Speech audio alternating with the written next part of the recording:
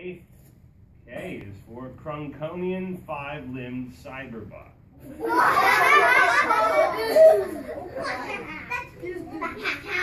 L is for left-handed ray gun of borbutosis.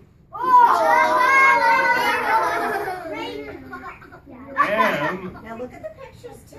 M is for monocular dino fiend. It means it's got one eye, yeah. Here's one of my favorites. Yes, N. N is for nine-tailed interplanetary cat. See, it's got a cape for flying through space. O is for olfactory entity of Graconitis.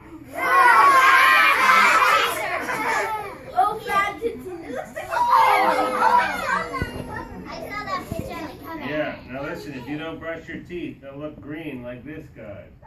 P is for, yeah it is, P is for proto-quasi-ogroid of the rock-toothed star cluster.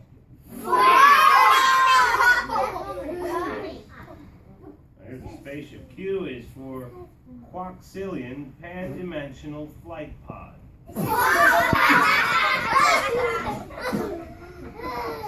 You guys will laugh at anything. It makes you feel great. Okay, R is for right-handed ray gun of borbutosis. Alright, here we go. S is for squid-armed galactic octo-thingy. Look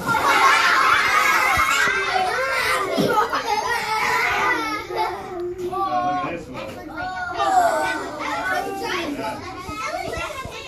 T is for thousand-footed slug beast of Zarquan 7.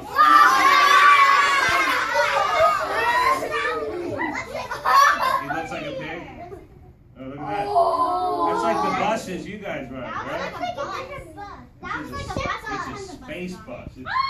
U is for ergono. I can't read it. There we go. U is for erganticonian maximum capacity star bus. That's what kids go to first grade on. Okay. V is for volcanotroid winged flightless dragomorph. Wait, does that even make sense? He has wings, but he can't fly? It doesn't even make sense. What about penguins? Do penguins fly? Alright, W is for whiskered worm of the Galacticon Nebula. See his whiskers? Alright. X is for xylomortipraxian automated moon buggy.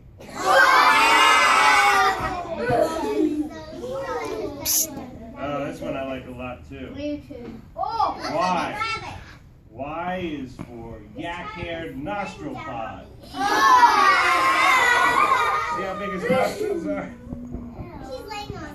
And last but not least, Z is for Zirconian Class 5 RoboProbe. The end. Those illustrations, and boys and girls, Those are really cool. those are really neat illustrations. Sydney said, one of the comments Sydney had was the pages keep getting better and better. So how, as an author and illustrator, did you make the pictures get better and better? Well, Because you have to keep the reader interested. yeah, I don't know. It may be sheer happenstance. I'm not sure. Yeah, I mean, the pictures may be getting better and better because, you know, I developed a technique for all the images that are in the book were done digitally on a computer. So they weren't like painted or there wasn't colored pencils or anything like that.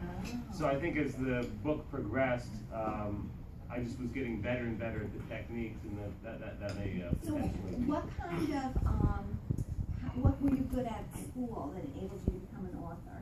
Well, let's see, my dad's a painter, so I grew up in a house where they valued art a lot, and so I would draw all the time and paint in my dad's studio. And I've never been to an amusement park. I've never ridden on a roller coaster, because my parents, instead of taking us to amusement parks and Disneyland and whatever, they took us to museums. So I grew up going to the big collections, art collections on the East Coast, up in New York, down in D.C., Boston, Philadelphia, and we'd go there and we'd draw. We'd go to the zoo and we'd draw the animals from the zoo. Or if you guys have ever been to the Academy of Natural Sciences in Philadelphia, has anyone seen the Dinosaur Museum in Philadelphia? I'm going to. Yeah, we used to go there, and they have terrariums, or these sort of, I don't know what you would call them, but these exhibits with stuffed animals. So they have moose and lions and rhinoceroses, and you can go there and we would draw there. So I grew up drawing because my dad's an artist, and that's something that I always was pretty good at all throughout school, and that sort of. But I was also very interested in writing as well, because I was a big reader. I used to read a lot of books. I used to read a lot of science fiction. I used to read a lot of fantasy. I'd read comic books and graphic novels. I'd read other sorts of fiction as well. And I think reading a lot was something that helped me to learn how to write well, because I had read the works of other authors and to learn from them. Now, is this something you do full time? No, I actually teach. I'm a university professor. I teach art, so I teach a lot of drawing and painting, and I make a lot of different things. I have a lot of projects, so I exhibit works in galleries and museums, both nationally and internationally. But I also have other projects as well. I've written a textbook. I've written sort of a satire based on Greek plays, and I do children's books as well. You have another children's book you brought? Did you bring I it? didn't. I just have a sack full of this one, but the other one I did not bring with me. It's not as good, the other one, yet.